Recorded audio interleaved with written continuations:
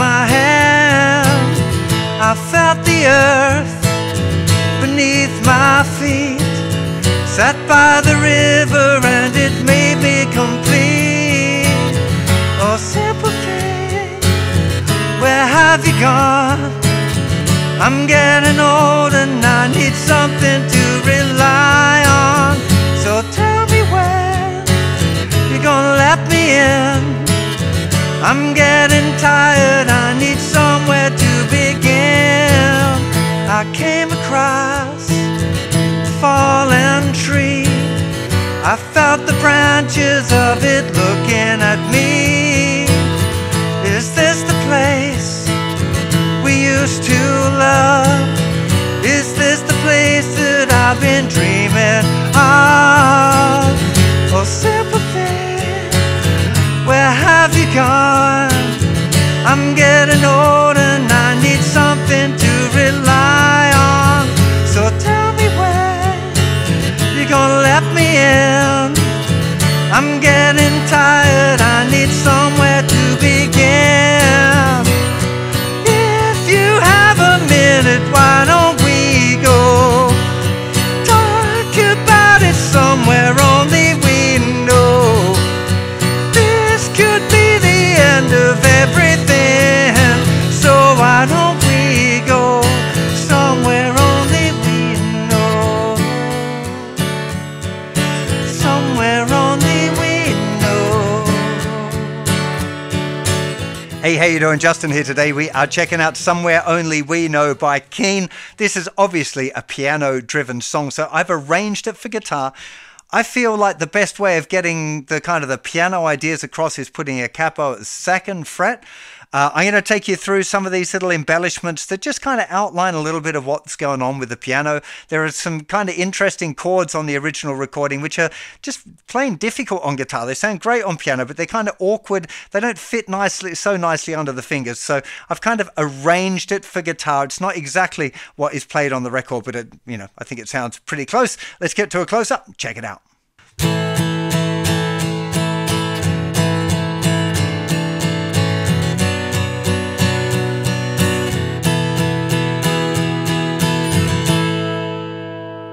So chords needed here. The first one is a G5 actually. 2nd finger in the 3rd fret, that's 3 above the capo obviously. Mutes the 5th string, 2 open strings, and 3rd and 4th fingers down on the 3rd fret on the thinnest 2 strings. It's a very common G5. Now the 2nd chord is really a G with an F sharp bass. So you could just put your 1st finger down in the 2nd fret. It's a pretty weird sounding chord. Sounds kind of better on piano than it does on guitar, to be honest, but that would be the kind of simplified version, just playing a regular G with an F sharp bass note. If you want to pick up the kind of the piano melody as well, which I think sounds really nice, you want to swap over to putting your 2nd finger on the 2nd fret, little finger in the 3rd fret of the 2nd string, which will mute the thinner string, probably whether you like it or not. Thinner string is muted. So 2nd fret, mute, open, 3rd fret. And then you're lifting, going down to the 1st finger here in the 1st fret of the 2nd string, and then lifting it off while continuing to mute the thinner string. I find that the underneath of my 2nd finger, the one that's playing that, mutes the thinner string anyway, so you might find that it does that the same, or after you've done that 1st finger you just need to move it so it's still touching the 1st finger. You don't want that thinner string ringing out or it spoils the... That's that little melody that you're after. So G, 2, 3, 4, an F sharp bass. And this is 1 and 2 and 3 and 4 and... Okay, so 3 strums. 1 and 2 and 3 and 4 and... Sounds really weird, like you're playing it wrong, but it is. In the context, it's fine. Then we go to an A minor. I mute the thicker string there with the thumb. If you can do that, then great. If you can't, then don't worry about it too much. So a whole bar of A minor. Now we've got D sus4. So start with a D, then add little finger. 1 and 2, lift off little finger, and 3 and 4 and. So 3 strums with it on, 3 strums with it off, and 2 at the end. me do that sequence real slow now. So 3, 4, G, and 3 and 4, an F sharp bass, A minor, 2, 3, 4, D sus, D sus, and again G, 2 and 3 and 4, and the F sharp bass, A minor, 2, 3, 4, 1 and 2 and 3. The strumming is all down strums on the 1 and 2 and 3 and 4, and with a little upstroke, just kind of an embellishment upstroke after the and of 4, meaning 1 and 2 and 3 and 4 and a 1 and 2 and 3 and 4 and a 1. I count it and a 1 and 2 and 3 and 4 and a 1 and 2 and 3 and 4 and a. But remember that right where you're doing that upstroke, it's very likely to be a chord transition. So very often it'll be open strings. 1 and 2 and 3 and 4 and up. I'm exaggerating it now. 2 and 3 and 4 and up.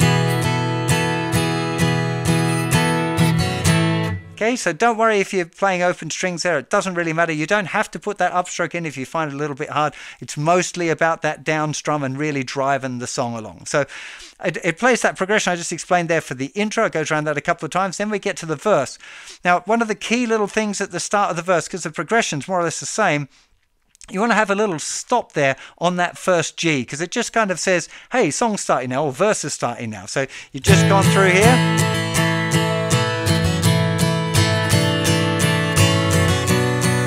All grooving along.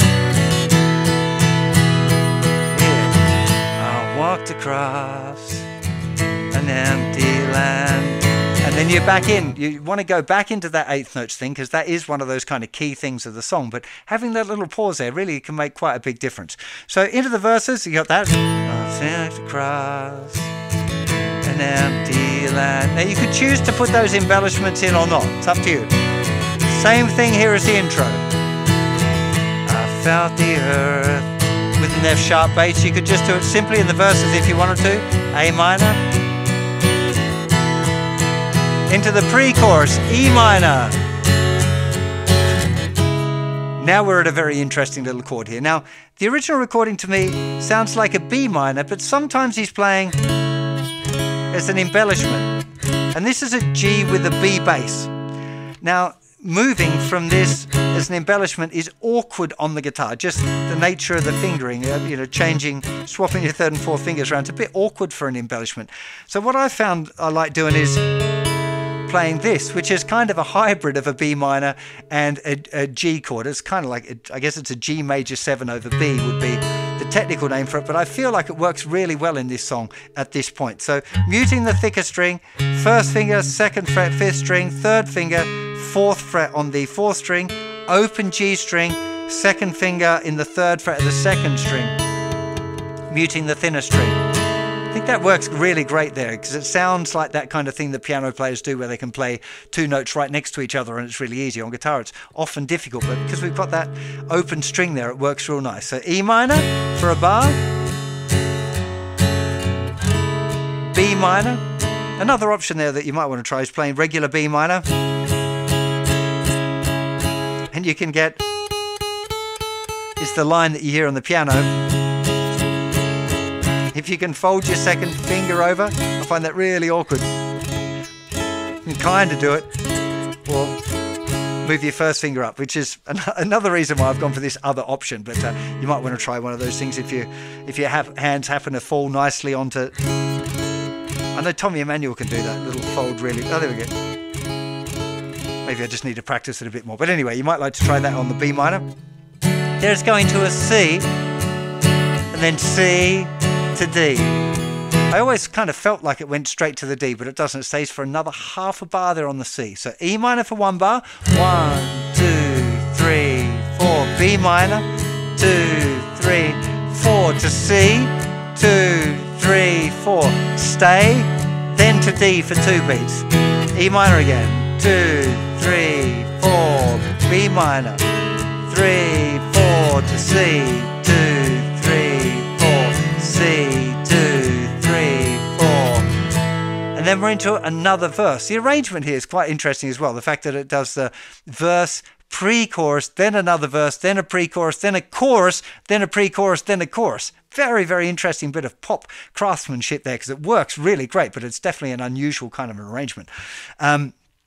So back into the verse, exactly the same as before, back into a pre-chorus, exactly the same as before, but then we go to the proper chorus, in which we have a bar of A minor, half a bar of G with a B bass. You could play it that way if you want to play this one, just the middle 4 strings, or this works quite nicely to the D. So it's just 2 beats on the G with a B bass, 2 beats on the D, so A minor. If we get a G with a B bass to D chord, A minor. Talk about it, G with a B bass to D chord, A minor. This could be the G with a B bass to D bass. C, da, don't we go. D to G to C, 2, 3, 4 to D, 2, 3, 4 to C, D.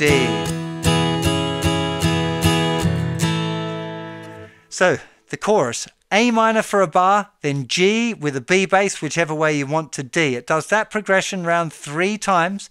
Then it does a C chord for a bar, then D to G, and then we're into C chord to D, C chord to D. But there are quite a few little embellishments that you can use, particularly on the C to D. Playing a D6, I think, sounds real nice. So let's just go through that again, and I'll show you some of the little clever things that you might want to chuck in there if you want. So on the A minor, you can either keep it straight if you really need to embellish it. You could lift off the first finger for a bit of sus action. G with a B bass. I quite like staying on D sus to D. I think that sounds real nice. Don't have to. You can just go straight here. So why don't we know? Remember with the C, almost any time on the C you can do that little hammer on, or adding little finger down. Be a little bit careful with that add 9 there, because it interferes a little bit with the melody. But then D, G, C, 2. That's definitely, there's a nice D6 there. If you find reaching your little finger over to here to the 4th fret of the 3rd string, that's D6. You can also get a D6 by lifting off the 3rd finger.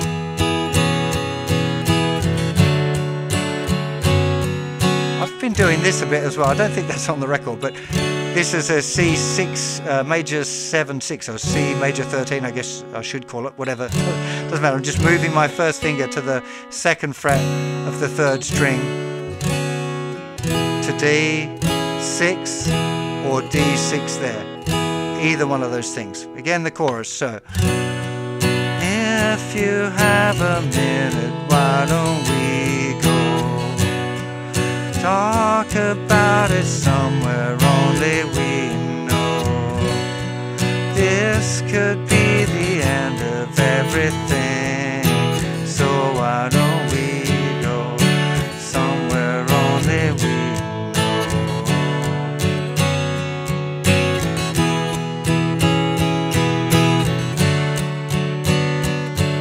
You could also get a nice C6 laying the 2nd finger. It's a little bit tricky.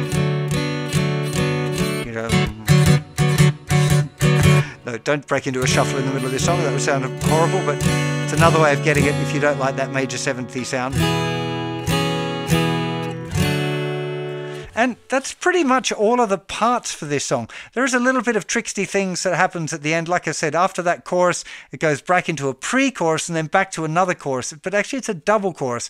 And when it hits the double chorus, it doesn't do the D to G after the C chord. So it does the same regular A minor G with a B bass to D around 3 times. But then on the first time we hit the chorus, it goes D, G after the C chord. On the one afterwards, it stays on the C chord and just does a little D at the end. That's starting to sound very complicated. Just have a listen to it. I've given you all of the bones of the song. If you want to play it all of the way through with the arrangement, which I would recommend that you do, because it's really good practice to play along with the original recordings, then just have a listen to it, make some notes yourself about exactly what's going on where. I would encourage you to explore this one, particularly the fact that it's actually a piano song. We're playing it on guitar, gives you a bit of free rein to explore it a little bit and make it your own version. Okay, I've tried to do one where I feel like it pulls out some of those nice piano movements, the chord movements and the little melodic structures that happen during the song that kind of make the song sound like the song. But you might hear some other ones and go, I really like this bit where it's doing that, or you might explore putting different bass notes on something. Again, piano players, for them, it's generally they're playing the chord with the right hand and the bass note with the left hand, and it's very easy for them to just move the bass note around. On guitar, it's a little bit trickier, but it might be something that you want to explore. And as I said, I'd encourage you to have a go at making up your own version of this tune. Really hope you enjoy it. Remember, there are loads of lessons over on the site if you're struggling with some of those slash chords and putting on the different bass notes, or you're worried about the rhythm, or your timing's not great, or whatever. We've got loads of lessons over there to help you with all of those sort of things, and all of the songs are graded by difficulty as well. So if you're loving this one, you want some similar kind of tunes to work on, then you can look up the grade and then find some other songs around that difficulty, or choose songs by the chords that you know, or whatever. There's loads of different tag options for you to choose from at justinguitar.com/songs. And do go and check out my app as well if you're after some kind of karaoke guitar play alongs. Loads of fun doing that. And again, you're playing along with the original recording, but adding your guitar to the karaoke mix, which is, again, just loads of fun and stop you developing any bad rhythmic habits that a lot of people develop if they play on their own. Anyway, have yourself a fantastic day, and I'll see you for plenty more very soon. Take care. Bye-bye.